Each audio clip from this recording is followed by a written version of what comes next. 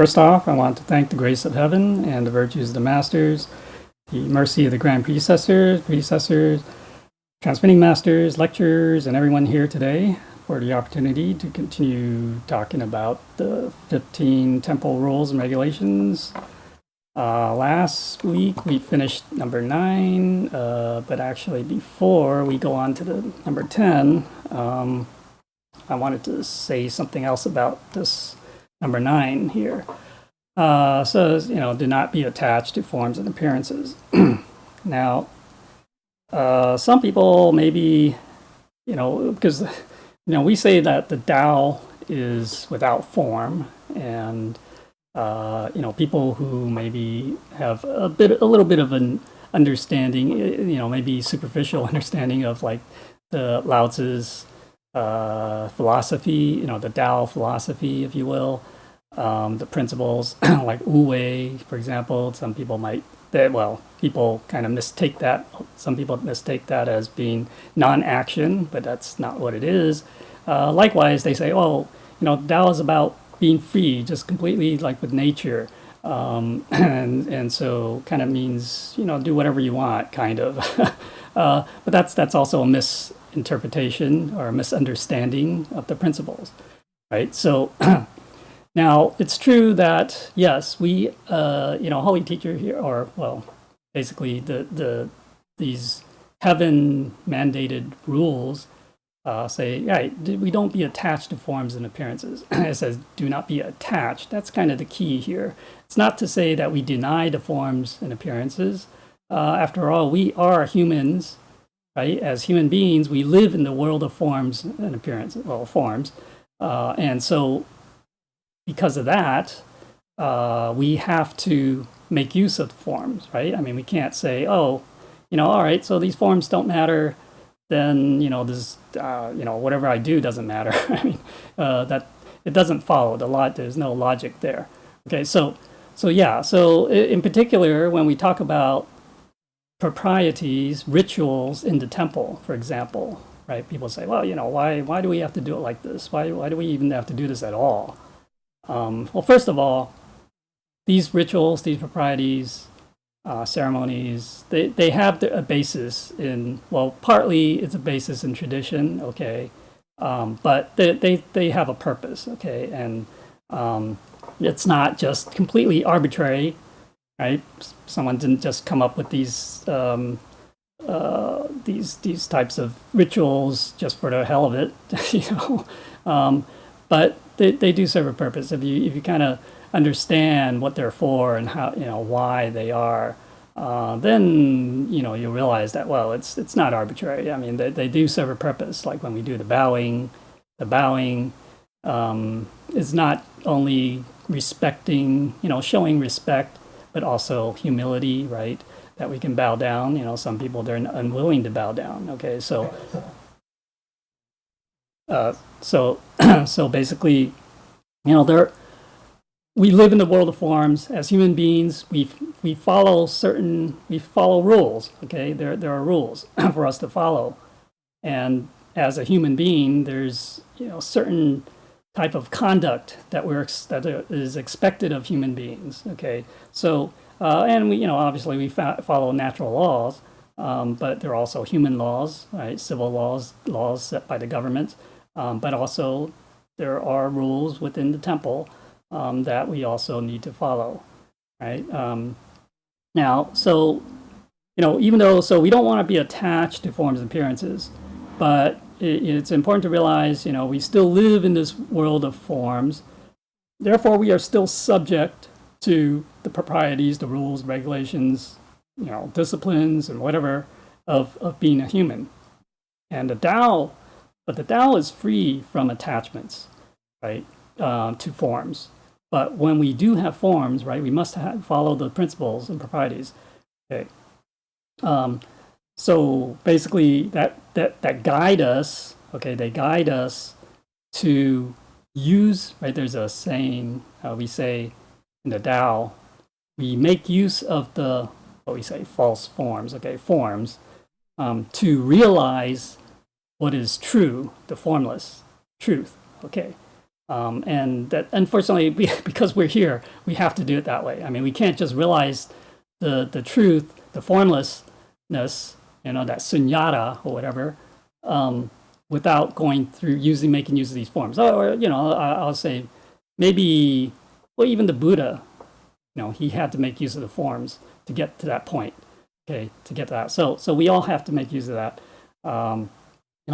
We have to realize that ultimately, the forms are a tool for us to use. Okay, so just like our human body is a tool that we can use, it has functions, and we make use of those functions appropriately, properly, according to whatever human law or any natural laws, following our conscience, right? That's the internal divine law, if you will, and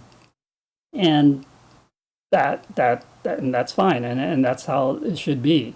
And only when we can do that properly, then we can achieve the formless. Okay, but the key here is we don't become attached to the forms. We use the forms when we need to, and then when they're not needed, we have to let go. So in the end, when we leave this world, we have to let go of all forms. Okay. In fact, if we don't let go of all forms before we leave this world, then it's likely that we may have to come back again because we have that attachment. That attachment is a force, right? It's an attractive force that brings us back to forms are in this world, right? So that will bring us back into this world. So if our goal is to transcend this world, this cycle of birth, death, rebirth, then we need to let go of the forms, okay? Including our own body, ultimately, right? This body, and also not just that, but you can say the less tangible form of the I, the self, the ego, okay? That sense of that sense of me, all right? Okay, all right, so hopefully that is made that kind of clear. All right, so let's go on to the next one. All right, so number 10, we have basically to keep procedures clear and honest, or you can say maybe transparent, right? So it is, the ancient books say, right, a cent, 1 cent or a penny given to the temple is as big as Mount Meru. That's also known as Sumeru or Mount Sumeru. Okay, I mean that's that's something from Buddhism. Okay, in Buddhist, they refer to this mountain. If donations are not accounted for properly, then repay by becoming a beast of burden, like a horse or ox. So this is pretty serious. All right, so it's saying any donation, no matter how small, right, that's given to the temple, it's treated as, from heaven's point of view, it's as big as this mountain, right, Mount Meru. Okay, so in other words, no donation is too small. All right, that's maybe another way to look at it. And so we cannot say, person is only donating like $1, for example. It's like, that's peanuts. That's nothing. We can't say that. I mean, that's we have to account for however small the donation is, even if it's just a penny. We have to account for it properly, who it came from. Assuming we know who came from. I mean, sometimes a lot of donations are anonymous. Okay, so you don't necessarily know, but still, if it's in the donation box, then we have to account for it. Okay. If we don't, then this is very serious. What it's saying, we have to repay. Let's say we lose a penny of donation, or we misuse it. I'll talk about that later. But we're gonna have to repay that. And it's probably not just repaying a penny. I mean, it's very serious. Okay, so this is like, even though it's maybe we lose a penny of the donation, you may have to come back as reincarnate, not even qualified to be a human being. Okay, maybe be a horse or an ox, something like that. Okay, so for those of us who are working in the temple, like maybe doing the accounting or bookkeeping, so that's kind of a heavy responsibility, and so we have to be very careful in what we're how we're handling that. So don't even think of embezzling temple money, okay? Because not only will we suffer in hell, and then after that, going to be reborn as an animal, okay?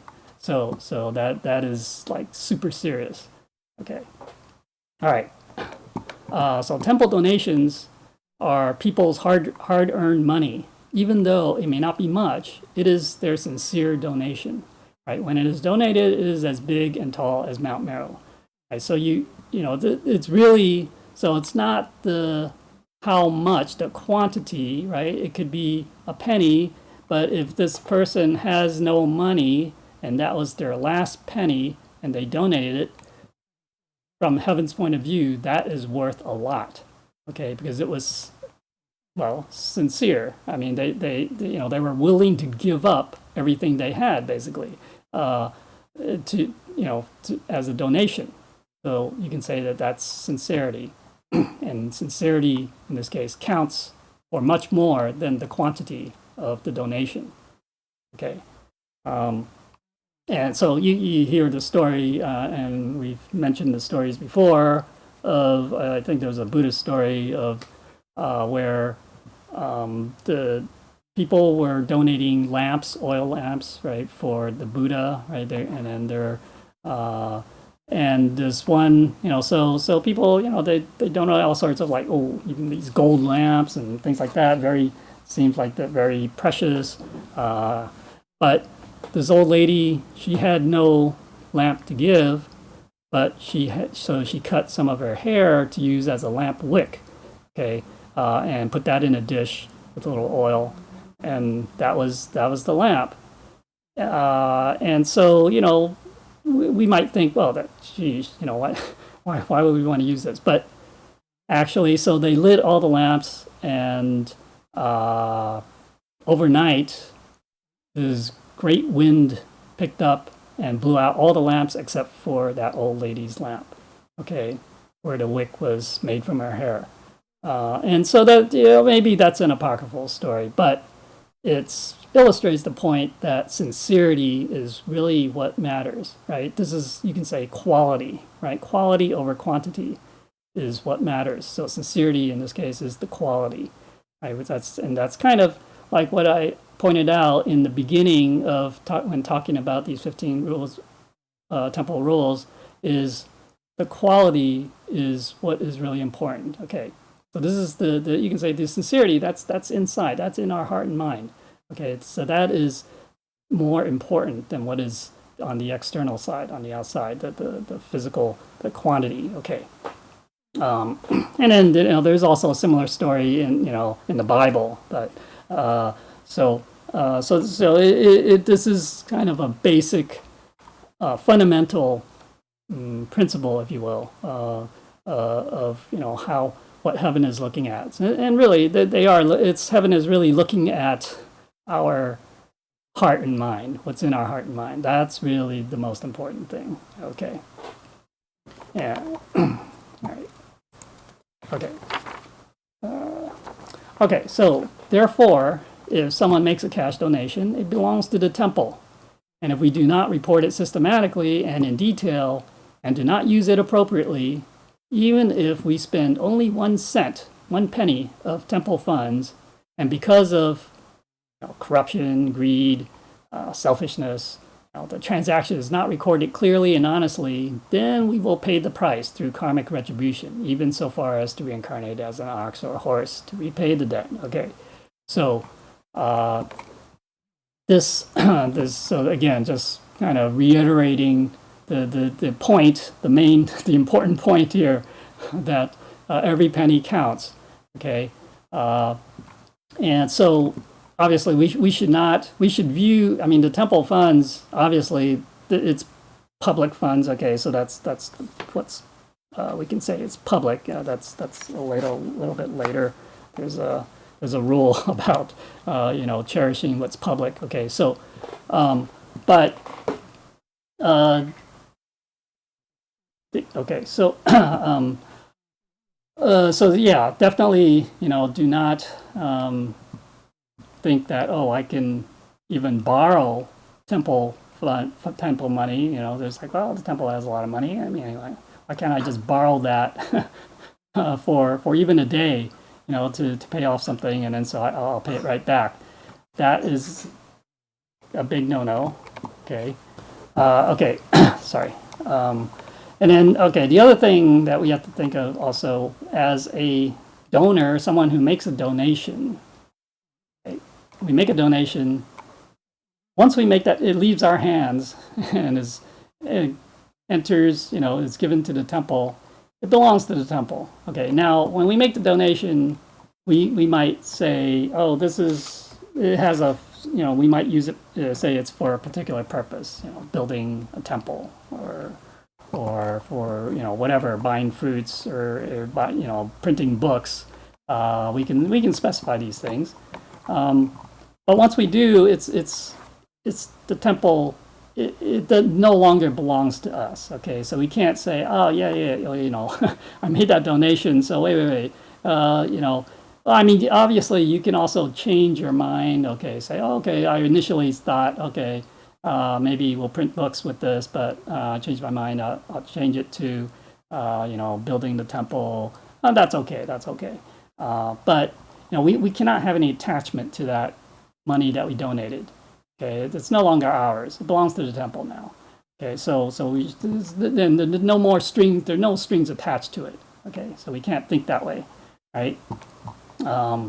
So, or say, I made, maybe you didn't specify what the donation is for, but you made a big donation. Then, and then you say, hey, I made this big donation. It's really helping you a lot. And this is what I want in return. So you want to basically, you're using it to buy influence. That you cannot do either. Okay. So, like I said, once it's given, once it's donated, it's no longer yours. It has nothing to do with you except that perhaps you get merit. Okay. But again, if we think of merit, if we have this attachment to merit, then maybe we won't have merit, or it'll be very reduced, right? So that's the story of basically the Bodhidharma when he visited the emperor, I guess Liang Wudi. Okay, so Emperor Liang, right? And this emperor, he supported the Buddhist Sangha. He supports the monks. He builds temples and shrines all over the place. So he's done a lot for the Buddhism, actually. And then, but when he asks Bodhidharma, well, how much merit do I have? The problem is, as soon as you ask that, then basically there we have this attachment to merit. And so Bodhidharma says he has no merit. Okay, there is no merit in that. So it's really, we have to, again, it's don't be attached to forms, just like the previous thing, right? Don't be attached to forms. We have to let go. We have to just do it. It's the right thing to do. It's a good thing to do. We should just do it. Don't become attached to anything, thinking of any kind of reward or anything like that. Okay, so that's that's something that we have to definitely keep in mind. Otherwise, we can think, or we think that we perform a lot of merit, but even like ferrying people, bringing people to receive the Tao. But if we think of that as being, oh yeah, I want to get the merit, then basically, we're not going to have that much merit. Okay, so I mean, it's either it's reduced, or there really is no merit. Okay, so we have to be very careful. that. So always keep in mind, right? No attachment to these forms and anything, right? Just do it from that true heart, right? This is what I want to do. It's the right thing to do, and just do it. Okay. And no strings attached. Okay. So basically, in case anyone still doesn't get the message, I'll repeat. I'll say this again. Right. So it's this is quite serious in terms of the temple donations. If we don't account for them, all the donations, or if we're not accounting things properly, or we're misusing funds, etc. Okay, so this is all very serious sins. Okay, so that's something we have to be careful. Okay, so so Holy Teacher says, so disciples, Daokin's donations must be clearly recorded. Otherwise, if we are careless and with any bit of greed or corruption, right, not having integrity, then in the future we are sure to suffer. Disciples must be very careful about this point, because heaven's laws are very strict, and even the slightest detail will be examined. Right? So in heaven, we each have an account book, and in it is clearly recorded every little thing that we did without any deviations or omissions. Right? So this is, you can say that this is how the law of karma, the causality, right, cause and effect, works. Every little thing is recorded, right? So it's like planting karmic seeds, whatever. But in this case, there is, I guess they record separately. They also record in heaven what we do, and so there's nothing that we can't get away with anything. Let's put it that way. There's nothing that we can get away with. All right. Heaven will not miss any little thing that we do. Even we do it in the dark, in a dark room by ourselves. They still see. They know. Okay. So we can't get away with anything. All right. Don't think that we can get away with anything. So hence, from now on, donated cash and material things must be recorded and reported clearly without negligence. In this way, procedures are clear and honest, and there is hope that we can achieve Buddhahood.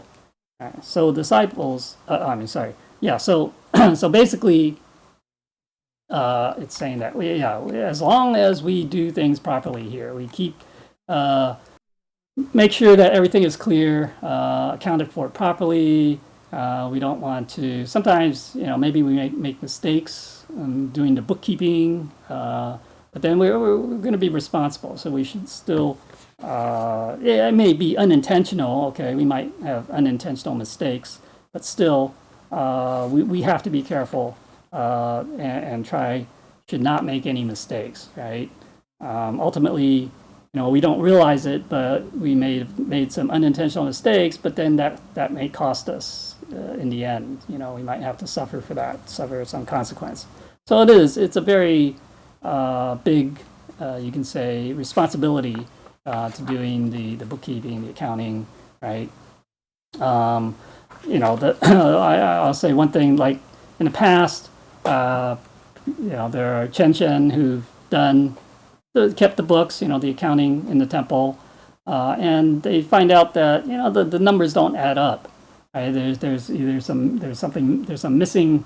Money, missing the donations, where it's, well, maybe it should have been 100, but they added up and it's only like, 90, for example. So what happens? Well, obviously, it's not necessarily the fault of the people doing the bookkeeping or accounting, all right? It's not necessarily that it's they're to blame. Perhaps somehow perhaps it depends on how you deal with things. So sometimes, okay, we have like a little, I don't know, I'll call it like a deposit slip, okay, that people use to, they can write their name, what the purpose is, and the amount. Okay, but now sometimes either that gets separated from the money, usually it's put in an envelope, and therefore, well, you can't match it up with the money, or there's just, let's say they wrote, there's $100, but in fact they only put in 50 in the envelope. So what do you do? Well, in that case, I mean, we just say, well, the money that's in there, it's only $50. Okay, so that's their donation is actually only 50, not what they wrote as 100. Now we can try to confirm with the person if we know who it is. Sometimes it's anonymous, so you have no idea. But if you know who it is, then you can check. Ask, say, let them know. It's like, well, hey, looks like you wrote 100, but there was only 50 in the envelope. So, and go from there. But but if it's not, that case, you can kind of handle that case. But when it comes down to, you did all that, and you try to add things up, and then plus you're also dealing with expenses. Sometimes the money's going out to pay for stuff, and then in the end you check the balance, and the balance doesn't seem to match the balance of the cash that you have. And so what do you do? Well, I know in the past, Genshin they've kind of, if there's a shortfall, they will just put in their own money to make up for it. Okay, so this, I mean, it's not necessarily that you have to necessarily do that, but basically, if you have a sense of duty, I guess, sense of righteousness, I mean, you probably will want to do that, because maybe you don't know whether you accounted for things properly. Okay, and so it's better safe than sorry, I guess.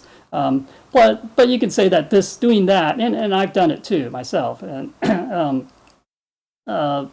it's going beyond the call of duty, basically. Okay, so but that's better than not doing it, I guess. It shows you have virtue. Okay, you have righteousness. Okay, so that's actually, it's a good thing. But I'm not saying that if you don't have, if you're not able to do that, then I'm not saying that that's required. But that's something that you can think about, that you will encounter, sometimes you will encounter these situations. Okay, all right. Right. We deal with all matters transparently and cleanly. Right. So this is, although what Holy Teacher was talking about was kind of, the emphasis was on what to do with the donations that come into the temple, that we have to, it has to be accounted for clearly and used for properly. But this can be more general in applying to any kind of procedure or transaction that we do in all matters, different other types of matters. Okay, so that we should always be transparent and do things properly on the up and up, right? Not underhanded, and really we shouldn't be doing things in secret. Okay, so if it's dealing with the temple stuff, it should not be secret. Okay, so we can't say on the side, I'm doing something in secret, especially without the Chenshin or the transmitting masters knowing what's going on. That is kind of, we shouldn't be doing that. Okay. So a cultivator, must be honest and upright. Okay, free from corruption in order to embark on a journey of cultivation. All right. Again, these procedures, they have to be clear and honest. That means we carry them out, whether they're our own matters or for doing things for others, transparently and cleanly. A Tao cultivator must transcend the common person in what and how we do things, because it should be coming from our divine nature, right? Our Buddha nature. So we will be innocent, pure, and fair. If we do not carry things out according to our divine nature, perhaps being greedy, corrupt, ambiguous, or dubious, then our procedures are not clear and honest, and we plant the seeds of karmic retribution. Okay. A Tao cultivator must be impartial and selfless, right, in dealing with matters. Do not seek ill-gotten gains or seek gains by underhanded means. Right? We will obtain what we deserve, but do not obtain that which we should not get. In other words, so for example, like bribes, right? We shouldn't accept bribes. We shouldn't be giving bribes. And if we know, this is kind of a you could say maybe an ethical question, right? If we know that a donation is coming from, let's say, a stolen money, right? What do you want to do with it? Do you want to accept that? Okay, so this is a question to ponder. Would you accept that if you knew that it was stolen money to begin with, or it came by criminal means or other whatever underhanded means? Okay, so this is something. Now, in general, in the temple, we don't accept donations from the outside. In other words, the general population is generally the donations come from the Dao members. Okay, the Dao kin. And maybe that's part of the reason we kind of know where it's coming from, that it's not bad money, blood money. Of course, we can't really guarantee unless we kind of know who the Dao kin are, how. So that's yeah. So but that gets a little bit, maybe it's a little tricky there. We won't always know. How that money came to be. All right. If we cannot keep procedures clear and honest, it means that we are lacking in righteous energy or righteousness. Okay. Mencius said, to be above the power of wealth and honor to tempt, to be above the conditions of poverty to sway from principle, and to be above the power of force to bend. These are the characteristics of a great man. Okay. So basically, this great man would be a man of principle, right? Someone of principle and integrity, and nothing, no matter what the circumstances are, they will not change. They will not deviate from the principle. They will not basically lose their integrity or honor. Okay, so whatever it is, they're not tempted by wealth or fame or other things.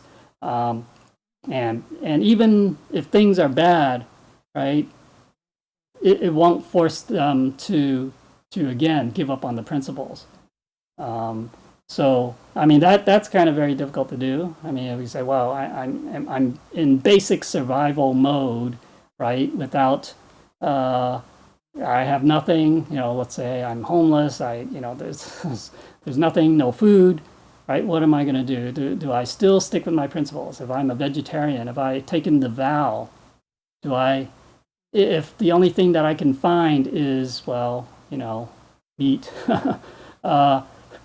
do I eat it, or do I forgo that and say, I have to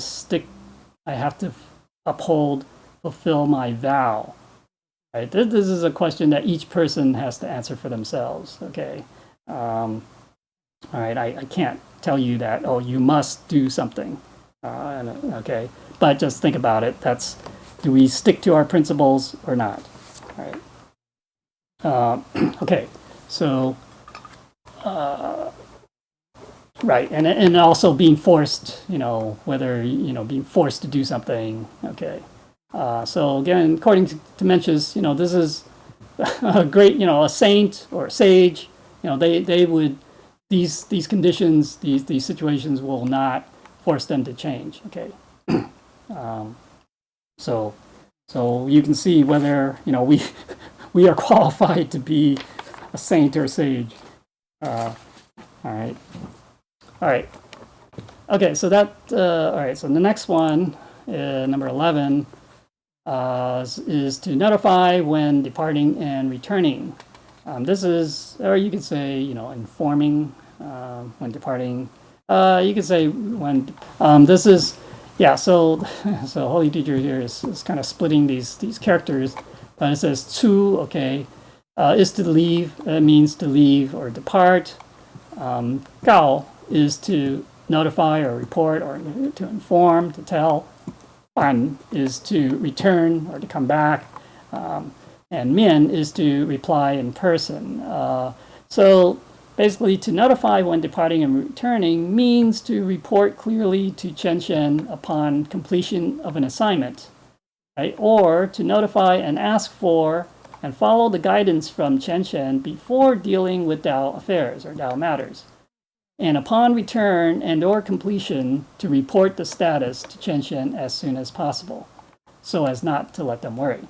Now, so this is actually, you can see that this is very similar to what we call the 承上启下, this something that we call, it's like, following the protocol above and below, right? But, like I said, that is kind of, cover that several of these rules kind of follow under, are aspects of that. Okay, but all right, so one aspect here or is to in terms of not departing, but it's talking about when we start on a task, performing a task, for example, an assignment. So let's say maybe the transmitting master had given us an assignment, or we were given an assignment by Chen, and so we would report, okay, so we're gonna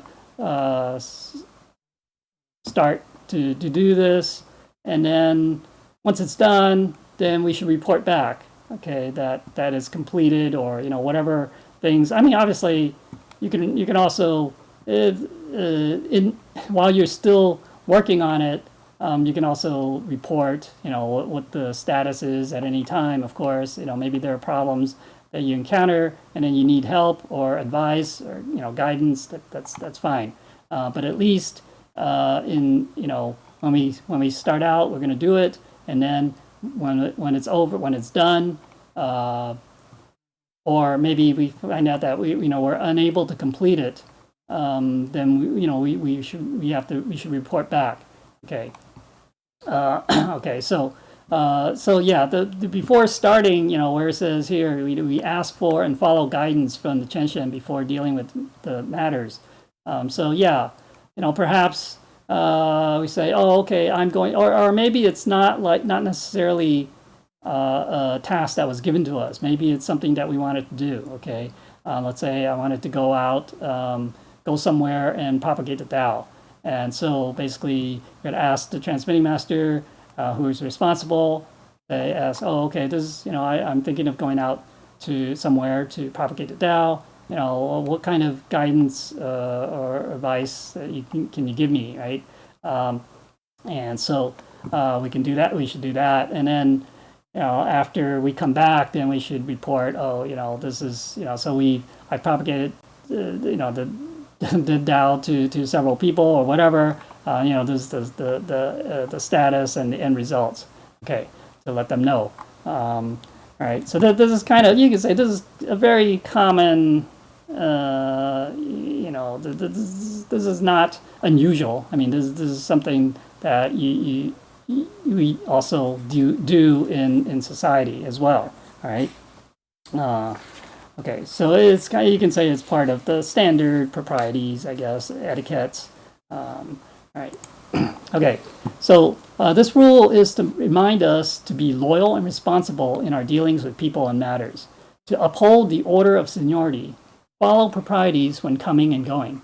Right, if we can do this, then there will be a satisfactory account of matters, and relationships will not be harmed. So if we fail to inform our, let's say, parents or seniors when we depart, or report back when we return, then we are not showing respect to them. Okay, so this is, although this is kind of emphasizing or talking about, within the temple, but this also applies anywhere. Okay, just like I said, it can be anywhere, like at home, for example, with our parents or whoever is, the responsible at home. We should let them know, right? And so this is kind of a basic form of respect, I guess. You can say that this is really an unwritten rule that we all should know based on propriety. If we fail at this basic duty, then we lose trustworthiness and integrity or honor. Okay, so yeah, I mean, it is kind of a basic thing that it's kind of expected of us. I mean, if we leave home, we should let, if our parents are home, then we should let them know that we're going out. And because obviously they're still going to be worried about us. Or, it doesn't have to be our parents. It could be someone else, whoever is at home, let them know that we're going out. And then report back, when we come back, to let them know, okay, we're back. So they don't worry about us, okay? So to inform when departing and returning is a part of propriety that we cannot neglect, right? So it's kind of similar to filial piety, right? Just as we see in nature, such as the seasons, right? There is a regular sequence and pattern where spring leads to summer, summer leads to autumn, autumn leads to winter, and winter returns back to spring, right? So when we leave home, we should notify the person responsible that we're going out with the expectation that we will return. And when we return, we should notify the responsible person again and report on what we did if appropriate. Okay, so this is part of the propriety that we cannot neglect. And actually, you can say that this is also relevant, or in terms of our the kind of the overall, the big picture, from the big picture view. It's like, well, we left. Where is our true home? Right, our true home is in heaven, absolute heaven. Okay, we were all with God, right? We are children of God. So we left God. God is our, well, we say Lamu, our mother, spiritual mother. We left our spiritual mother, who knows how long ago, could have been eons ago, come to the world, and saying that, yes, I mean, we're going to return. Okay, I mean, when we left, we vowed to return home, but who knows how many? Probably most or many, kind of got lost in the world and didn't return. Okay, and so we didn't fulfill that promise. Okay, so now that we've received the Tao, hopefully we are cultivating, and we know that this is the way that we can return home now. We can fulfill our original promise to God, to Lamu, that we would return home to absolute heaven. Okay, so definitely do not miss this opportunity, right? If we miss this opportunity, we're going to have to wait a long time again before we can actually have another such opportunity for us to be able to return home. This is the best opportunity right now in this lifetime, in this life, okay? Don't forget that. All right, so we originally came to the world with vows. Oh, here it is. Okay, so reported when departing heaven for the return, we should always think of Lamu and dedicate ourselves to Tao cultivation and propagation. Only then can we truly be said to understand the profound meaning of notify when departing and returning. Okay, sorry, got ahead of myself there. But all right, so when we had departed from our true permanent home in absolute heaven, that was a long time ago, and when we bade farewell to Lamu, right, we made a promise to return. We also made vows to help bring back our lost brothers and sisters, right? So it's not just, especially if we've come to this world now in this lifetime, it's to not just, obviously we have to make our way back, make sure that we get back home, but also help our lost brothers and sisters to return home, okay? Therefore, our mission and responsibility in the world is to cultivate and propagate Tao, to guide and ferry sentient beings on the path of enlightenment. We must make sure that we ourselves can cultivate well, fulfill our vows, and return to heaven, right? Because if we can't do that, if we don't cultivate ourselves well and we're not able to return back, it's not as likely that we'll be able to help others be able to return back, okay? So then we also should do our best to carry out our divine mission, to bring back our lost brothers and sisters. Otherwise, when we have returned to heaven, what have we to show for it, right? Say, oh, okay, hey, Lamu, I am back. But, what about our other brothers and sisters? We haven't brought anyone back with us. So what is our achievement in terms of both virtue and merits? Right? If we have nothing to show for it, then our stay in heaven will be brief. Okay, and we will have to return to the world once again to complete our cultivation and mission. Right? So in other words, this is going to be a never-ending mission if we kind of go back empty-handed.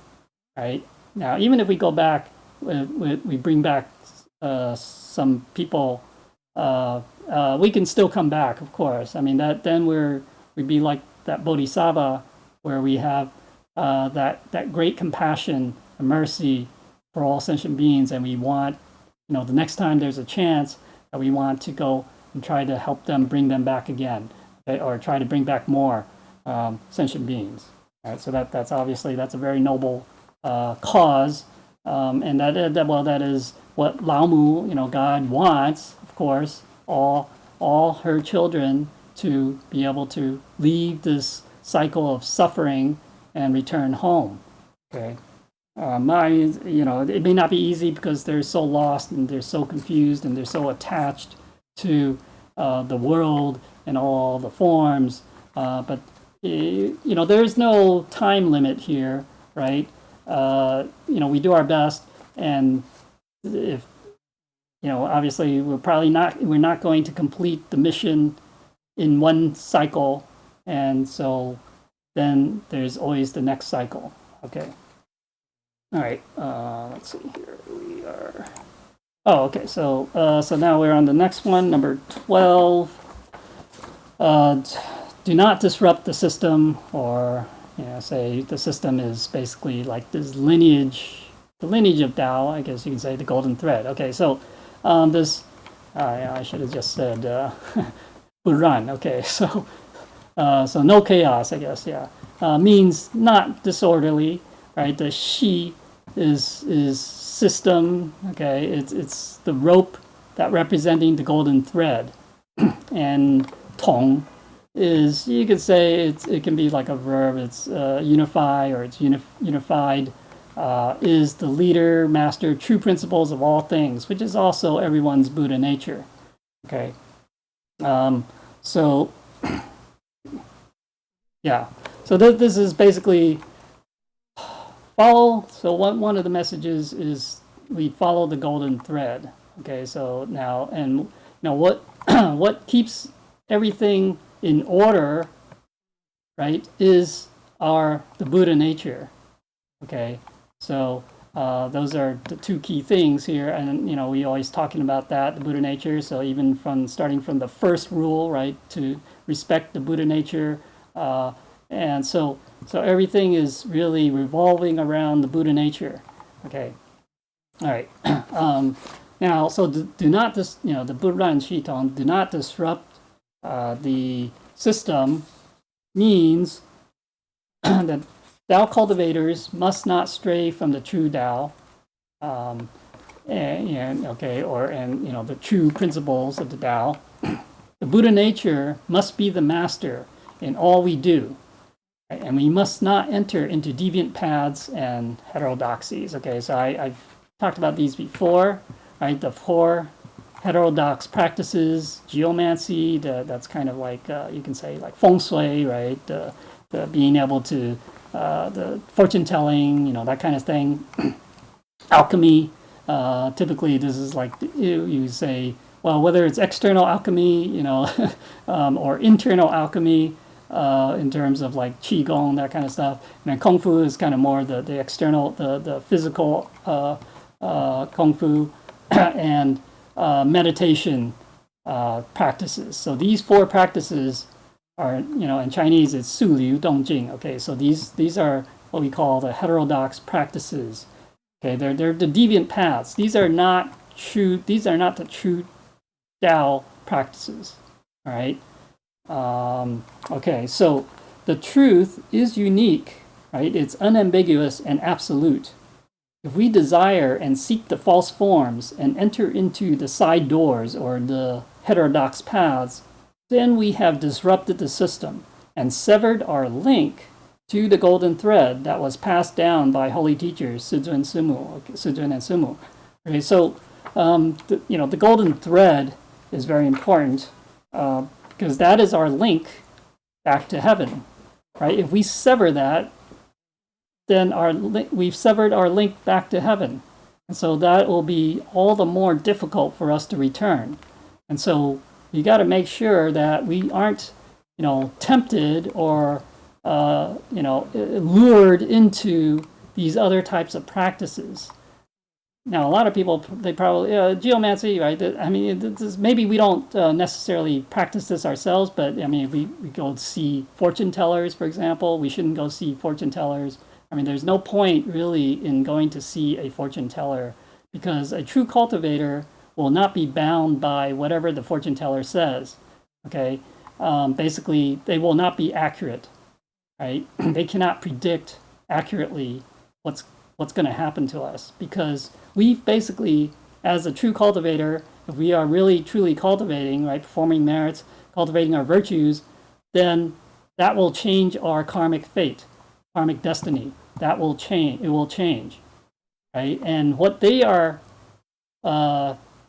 doing their fortune telling is based on our karma, right? But if we change our karmic destiny, then whatever they're saying is not gonna, it won't be accurate. Okay. So that's why we don't definitely discourage people from going to see fortune telling. And from a psychology point of view, you can say that when you go to see a fortune teller, if you believe it, you believe them, what they're saying, there is kind of this self-fulfilling prophecy type of thing that happens as well. Because you believe that, this is what's going to happen, and you are then involved in making that happen. Okay, so there's a downside to it. So so definitely don't do that. And then the other type of practice is alchemy. Hey, maybe someone can teach you how to turn stones into gold, right? We heard about that story with Immortal Ri. Okay, right? He didn't want to learn that trick, if you will, because it could bring harm later on, right? Because it's not permanent, right? It's not permanent. It will affect the people who have this, this fake piece of gold that turns back to stone after 500 years. So, so these are things that we don't want to do. And even Qigong, right? That's that internal alchemy, basically. It's a type of internal alchemy. And, that's not really the type of practice that we are doing today. Yeah, in the past, yes, that's true. The 7 Taoist masters, we talked about them. They kind of practice this type of thing. But that's not today's practice. Okay, so remember, we shouldn't become attached to a dharma or a particular practice, right? Just like we say, when you use a boat, right, to cross the river or to cross the water, but once you get to the other shore, then you don't need it. So today, it's basically saying that, yeah, maybe back then, that's the practice that they could do, right? Today, it's no longer the appropriate practice, okay? And so it's like that boat, you're at the shore, and you're trying to use the boat on land, and it's just not going to help you, okay? So that's the same for all these practices. Kung Fu, again, the physical practices, yeah, some people, they get, they have, just like, well, this is kind of like what, the ascetic practices of like Buddha during his time, right? Sleeping on a bed of nails, walking on fire, all these types of things, or just trying to survive on a single sesame a day, that type of thing. It's ultimately, right, he realized that that's not the way to transcend life and death. Okay, it's just not. I mean, these practices, yeah, maybe they can help you, but it's only in this life only, and it may not help you at all in transcending life and death. Okay. And that should be our goal as cultivators, Tao cultivators, that we want to transcend life and death. We don't want to have to come back again and maybe start all over. If we don't have a good foundation in our virtues, we don't have a lot of merits, then we're going to have to start from scratch again in the next life. And who knows if we'll have the affinity to receive the Tao and to cultivate. Okay, Probably not, right? Because the Tao is only available during a limited time. So why take such a big chance with our lives? Okay, and in meditation too. I mean, yes, a lot of people do meditation practices, and it is a way to calm. You can say to calm yourself, but again, it is not the ultimate practice. It is not the ultimate practice. Okay, so we cannot view it as the ultimate practice. Okay, and it is only, you can say that it is one aspect of all the practices. Okay, so we can't just do this one thing, right, and expect to transcend life and death. Right, there are all the things we have to, other things that we have to do. We have to be a upright human being, right? Our 8 virtues. We have to develop nurture our 8 virtues. We have to perform merits. We have to ferry people, right? All these things. It's not, you can't just sit there in meditation and expect to become enlightened and then transcend life and death. That won't happen. Okay, so again, don't become attached to these things, and ideally we stay away from them, because today there could be masters, right, of these arts or these practices that they can say, hey, they have special powers, right? And if we are intrigued by that, if we are attracted to that, that is basically, you don't know, these people, these so-called masters, right? They could be asura. They're basically demons, the incarnate that are trying to attract cultivators so that they can, kind of basically get them to stop cultivating the true Tao, the true path.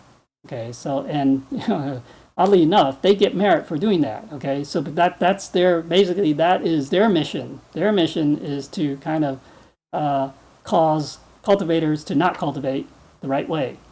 Okay, so we have to be very careful. Okay, so don't fall for that. Don't fall for that. All right.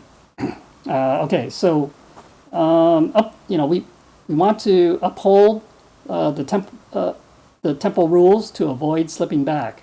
Right? If cultivators do not follow the temple rules and cultivate at will, right? The tall tree is beset by the wind, and the higher we climb, the harder we fall. Right? If we can take one step at a time according to the truth, then we can be safe all the time. Right? So don't think, I'm going to take the shortcut. Oh, one of these practices is going to get me there faster. Be very careful. Right? First of all, it's probably going to take you away from the true path.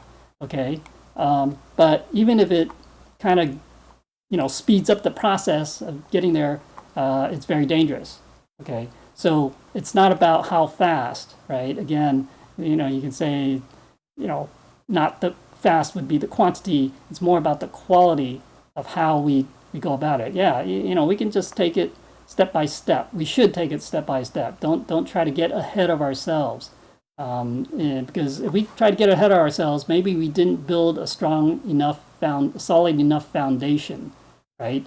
Oh, so you build this house, but the bottom, you're building it so fast, the bottom you kind of don't build it solidly. No matter how tall you build it, it's going to collapse. Okay, so again, it's important that we build up a solid foundation. So if that means we have to do it slowly, step by step, then do it that's the way we should do it. Okay. All right. Okay, so there are 2 types of golden thread, right? One is from heaven, the other is of this world. Right? So the heavenly mandated golden thread is the divine heart and mind and the Buddha nature. Right? This is the Buddha mind that links us to heaven. Right? When the mind is clear and calm, without thoughts, there's no desires, attachments, duality, subjectivity, no ego, no self, then it is naturally one with heaven. Okay, so that mind that is pure and still, right, clear, quiescent, that is the mind of heaven. Right, so it is one with heaven. Okay, so that's why we want to get to that state. Right? We have to get rid of all the other stuff, get rid of the attachments, get rid of that ego, all these things we have to get rid of. Then we are one with heaven. Okay, that is then the mind of heaven. Okay. So, the Buddha nature does not increase in the holy, nor does it decrease in the mundane, right? The Buddha nature is, you can't quantify it. I mean, it's everywhere, it's everything. And so, it's not lacking, it's not missing anything, and, nothing will make it even greater. It already is as great as it is. Okay, so when our mind is clear and calm, without thoughts, without ego, without self, it is naturally one with heaven. The spirit is linked to heaven. It can reach heaven without taking a step. Right? In this moment, disciples' innate golden thread naturally radiates and shines. The spiritual light illuminates the 3,000 great worlds of the universe. Okay, so that is then, that once, if we can be in that state of mind, basically, then that is the mind. I mean, then we are essentially one with the whole universe. Okay. So this is kind of the internal golden thread, right? This is our Buddha nature. This is the direct link with heaven, with God. Okay. And then there's also the external one. Okay. So the external one, the golden thread of this world, is our affinity with the introducer, the transmitter, the Chen, other Chen. Okay. During the Dharma ending age and universal salvation period, we have the affinity to come together to cultivate and propagate Tao. If we have desire for an attachment to forms, that leads to heterodox paths and false teachers and patriarchs. Okay, so that's a big danger here. So, but realize that, okay, so we have this link, this golden thread, that's, this is the tangible one in this world. Right, it's due to our affinity again with the introducer. Right, after all, the introducer brought us in, ferried us, basically brought us in to receive the Tao, and so they are our link to the Tao. And then the transmitter is also, of course, our link, because without the transmitter, we can't receive the Tao. And then there could be other Chen, seniors, elders in the Tao that come before us.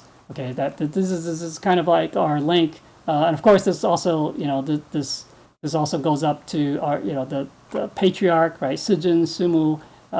Without them, right, the holy teachers, right, even the transmitters would not have the mandate to transmit the Tao. So that kind of, you trace it back, right, and it goes to our the 17th patriarch, the grand patriarch, Maitreya, because he's kind of responsible for this time period, the universal salvation time period. And so that is our, you can say, the external link to this golden thread that's in this world. Okay, that's a tangible one. Right? Now, Holy Teacher says, disciples, during the end times, false holy teachers and false Maitreyas appear one after another. They use all kinds of magical and transcendental powers and manifestations to entice Tao cultivators, thereby using the false to obscure the truth, using evil to disturb the righteous, even going as far as to proclaim oneself as having the heavenly mandate to transmit the Tao, okay, for example, or as a patriarch, passing off the fake as the genuine to disrupt, to create disorder and chaos in the temple and Tao community. Okay, so I did mention, I said that these are basically asuras. Okay, you can call them demons if you will, or devils. But their purpose is to do this, to test Tao cultivators, right? So, false holy teachers, right? We know false holy teachers and false Maitreyas. Actually, if you go on the internet, you'll find people who claiming to be Maitreya, and now holy teachers, of course, that would most likely just be in the Tao temple, since they're not as our holy teacher, right? Jigong Buddha is not as well known outside the Tao. Okay.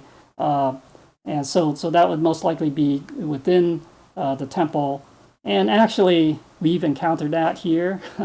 Unfortunately, it was from a different temple. This person claimed to be, well, this person did not claim to be holy teacher, but this person said that holy teacher communicated,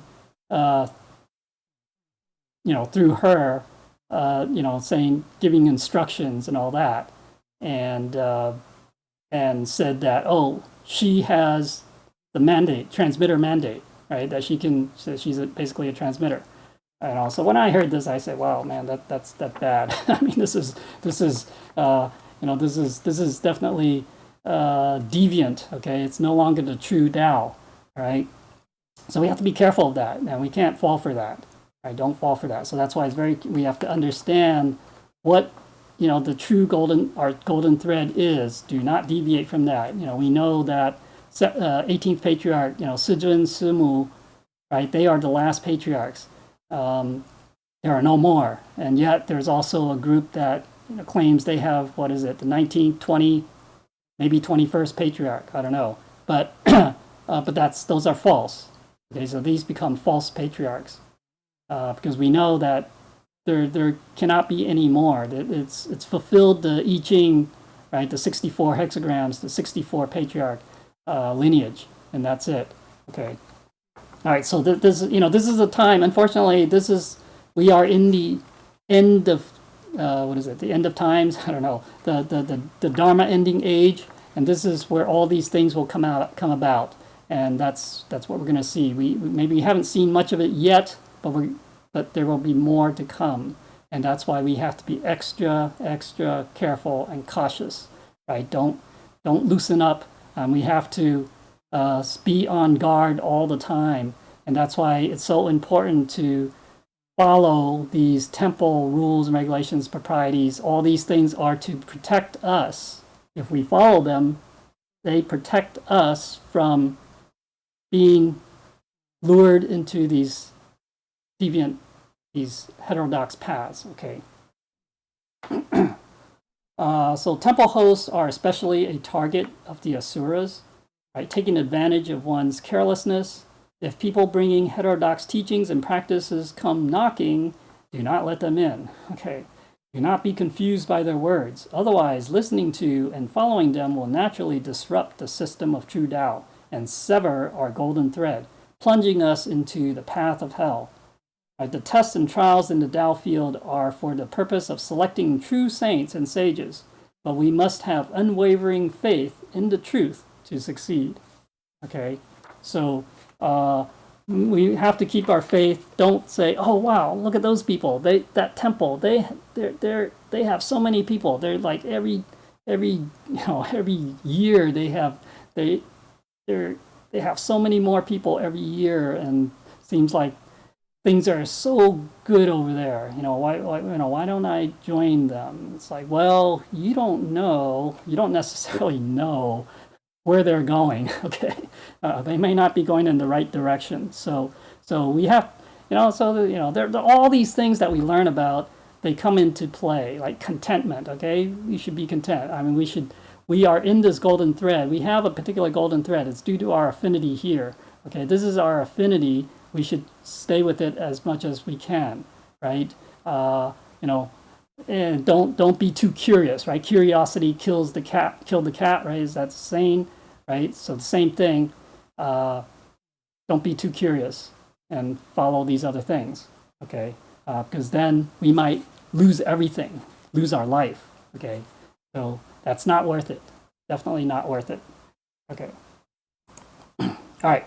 So if we cannot, so if Holy Teacher says, disciples, in such a chaotic world where the Tao field is in disarray and people's minds are sinister and evil, if we cannot closely follow the golden thread, follow the Chen Shen, right, steady our steps, and cultivate our true nature to become firmly established, then when big tests and calamities arrive, how do we have the will and determination to truly transcend the calamities? Right, or to escape the calamities. Basically, yeah. So this is really for our own good.